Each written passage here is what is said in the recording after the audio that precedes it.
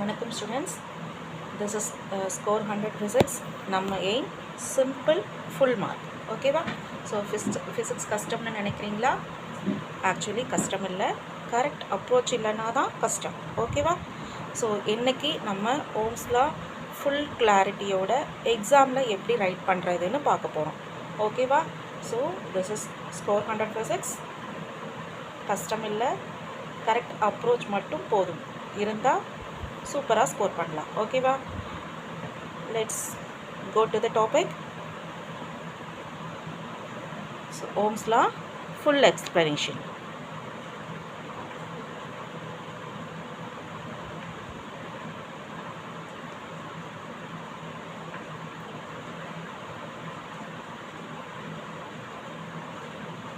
Actually நேற்று வீடியோவில் நம்ம என்ன பார்த்துருப்போம், கரண்ட் எலக்ட்ரிசிட்டியில் ஒரு 5 கோர் டாபிக்ஸ் இருக்குது.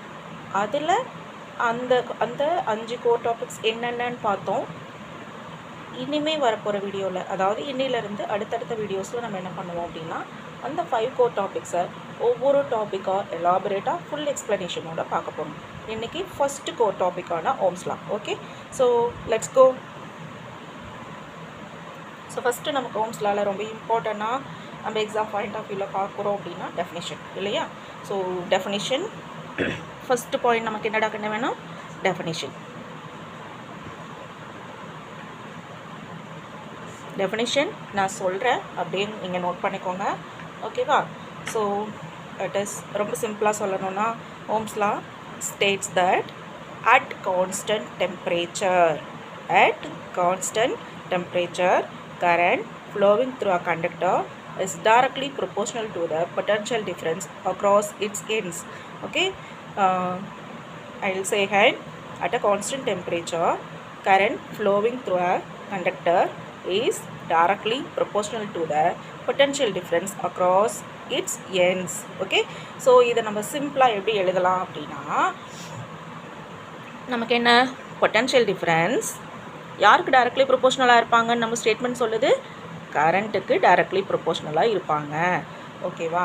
ஸோ அதாவது ஒரு கண்டக்டர் ஒரு கான்ஸ்டன்ட் அட் கான்ஸ்டன்ட் டெம்பரேச்சரில், ஓகே, டெம்பரேச்சர் கான்ஸ்டண்ட்டாக இருக்கும்போது கண்டக்டரில் ஃப்ளோ ஆகிற கரண்ட்டு அதோட பொட்டன்ஷியல் டிஃப்ரென்ஸுக்கு டைரக்ட்லி ப்ரொபோஷ்னலாக இருக்கும் அப்படிங்கிறது தான் நம்மளோட டெஃபினேஷன். ஓகேவா? ஸோ தென் நம்ம ஃபார்முலா எழுதலாமா? இதை சிம்பிளாக நம்ம எப்படி எழுதலாம்? V is equal to IR அப்படின்னு நம்ம ஃபார்முலா படியும் மென்ஷன் பண்ண முடியும். ஓகேவா? So here R is resistance. Here R is what is it? Resistance. Okay, constant டெம்பரேச்சரில் ஒரு கண்டக்டரில் ஃப்ளோ ஆகிற கரண்ட்டு எதுக்கு டைரக்ட்லி ப்ரொபோஷ்னலாக இருக்கும்? அதனுடைய பொட்டன்ஷியல் டிஃப்ரென்ஸுக்கு டைரக்ட்லி ப்ரொபோஷ்னலாக இருக்கும். ஓகேவா? ஸோ இந்த இடத்துல வோல்டேஜ் இன்க்ரீஸ் ஆச்சுன்னா நம்மளோட கரண்ட்டும் இன்க்ரீஸ் ஆகும். ஓகேவா? ஸோ இந்த இடத்துல ஆர் எப்படி இருக்கும் அப்படின்னா அப்போஸ் பண்ணும். ஓகேவா? ரெசிஸ்டன்ஸ் எப்போவுமே அப்போஸ் பண்ணும். Opposes, resistance opposes. ஓகேவா? திஸ் இஸ் வெரி இம்பார்ட்டன்ட் ராக்கண்ணா. Then graph.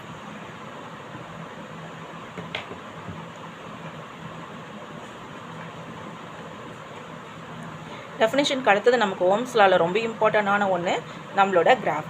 இந்த கிராஃபுக்கு பேர் என்னடா கண்ணு வச்சுருக்கோம்? நம்ம வைக்கல, ஆல்ரெடி வச்சுருக்காங்க. Okay, VI graph.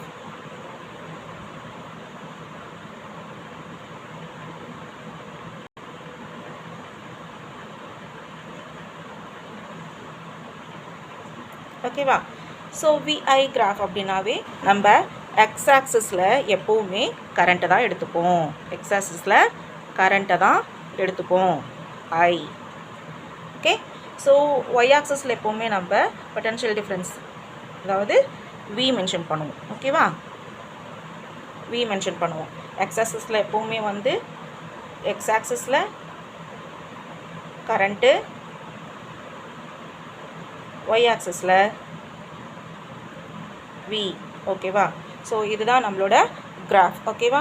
நம்மளோட கிராஃப் ஸ்ட்ரெயிட் லைன் கிராஃபு, அது ஆரிஜின்லேருந்து மட்டும்தான் வந்து ஸ்டார்ட் ஆகிருக்கணும். அது நல்லா ஞாபகம் வச்சுக்கணும். சரியா?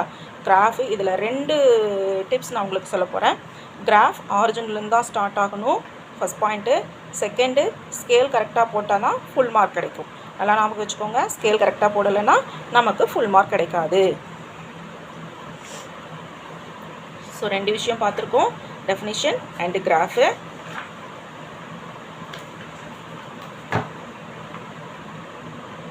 அண்ட் யூனிட்ஸ் ரொம்ப முக்கியம் இல்லையா? And formula.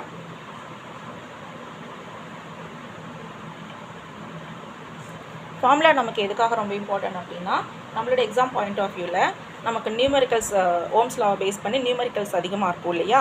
ஸோ கண்டிப்பாக நமக்கு என்னென்னா ஃபார்முலா ரொம்ப இம்பார்ட்டன்ட் தான். ஓகே, ஸோ ஃபார்முலா இம்பார்ட்டன்ட் அப்படின்னா we know that already know V is equal to IR. நம்ம ஃபார்முலாவை எழுதிட்டு ஒரு சிலர்லாம் என்ன பண்ணுவாங்க அப்படின்னா அப்படியே விட்டுருவாங்க. ஓகேவா? we need to explain that. அந்த ஃபார்முலாவை நம்ம எக்ஸ்பிளைன் பண்ணணும் வித் யூனிட்ஸோட. ஓகேவா? எப்போவுமே ஃபார்முலாவை எழுதுனீங்கன்னா எந்த ஃபார்முலாவாக இருந்தாலும் சரி, நாட் ஒன்லி ஓம்ஸ்லா, எந்த ஃபார்முலாவாக இருந்தாலும் சரி, நீங்கள் அந்த ஃபார்முலாவை எழுதி முடிச்சுட்டு டெஃபினட்டாக ஒரு பாக்ஸ் போடுங்க. ஓகேவா? இது உங்களோட ப்ரெசன்டேஷன் லெவலை இன்க்ரீஸ் பண்ணி கொடுக்கும். ஓகே, V பொட்டன்ஷியல் டிஃப்ரென்ஸ், அதனோட யூனிட்டு வோல்ட்டு. ஓகேவா? I அப்படிங்கிறது கரண்ட், அதனோட யூனிட் ஆம்பியர். அண்ட் R அப்படிங்கிறது ரெசிஸ்டன்ஸ், அதனோட யூனிட் ஓம். ஓகேவா?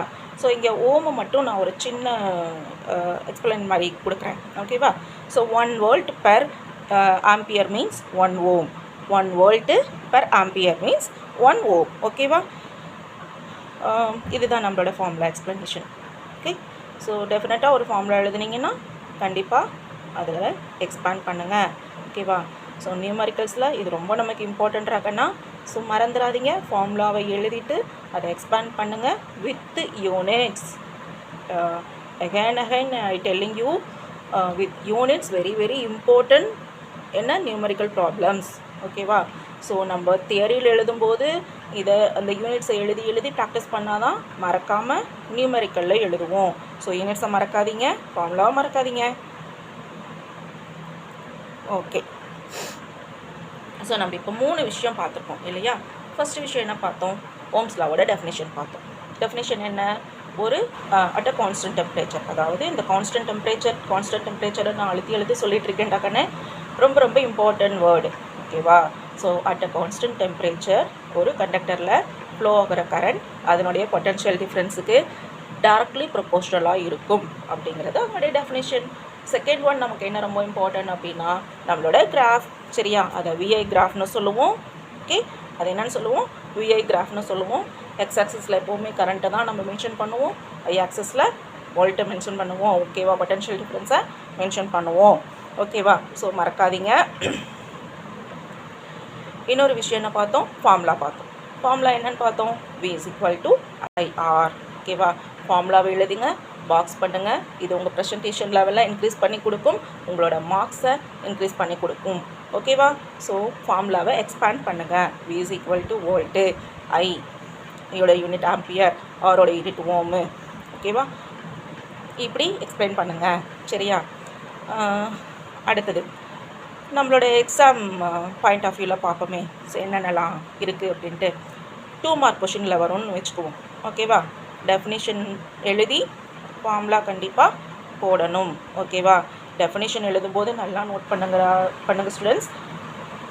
அதனுடைய ஸ்டேட்மெண்ட் நம்ம மாற்றக்கூடாது. As per your book you should right. Okay, so புக்கில் எப்படி இருக்கோ அதே மாதிரி எழுதணும். ஏன்னா பிரின்சிபல்ஸையோ டெஃபினேஷன்ஸையோ ஸ்டேட்மெண்ட்ஸையோ நம்ம எப்போவுமே மாற்றக்கூடாது. அது எப்போவுமே ஆஸ் பர் புக் தான் இருக்கணும். அதை நல்லா ஞாபகம் வச்சுக்கோங்க. ஓகேவா? ஸோ ஒரு லைன் மிஸ் ஆனால் கூட நம்மளோட மார்க் கட் ஆகும். அதை நல்லா ஞாபகம் வச்சுக்கோங்க. தென் கிராஃப் கொஷின் வரும்னு வச்சுக்குவோம். ஓகேவா? லேபிள் மிஸ் பண்ணிங்கன்னா ½ மார்க் போயிடும். ஸோ லேபிள் மிஸ் பண்ணாதீங்க, கரெக்டாக எழுதுங்க. ஓகேவா? நம்ம மிஸ்டேக்கே பண்ணாமல் எல்லோரும் எல்லாமே பண்ணிடுவோமா? இல்லை. All human beings make some mistakes இல்லையா? ஒரு சின்ன சின்ன காமன் மிஸ்டேக்ஸ் பண்ணுவோம். இந்த ஓம்ஸ்லாலையும் சின்ன சின்ன காமன் மிஸ்டேக்ஸ் நீங்கள் பண்ணுறதுக்கான வாய்ப்புகள் இருக்குது. அதை நான் சொல்கிறேன் என்னென்னு. அதை என்ன பண்ணுறீங்க அப்படின்னா நோட் பண்ணி வச்சுக்கோங்க. ஓகே, ஸோ அந்த காமன் மிஸ்டேக்ஸை அவாய்ட் பண்ணுறதுக்கு ப்ராக்டிஸ் பண்ணிக்கோங்க. ஓகே, ஸோ நம்ம எவ்வளோக்கு எவ்வளோ ப்ராக்டிஸ் பண்ணுறோமோ ரிவைஸ் பண்ணுறோமோ அந்த அளவுக்கு நம்மளோட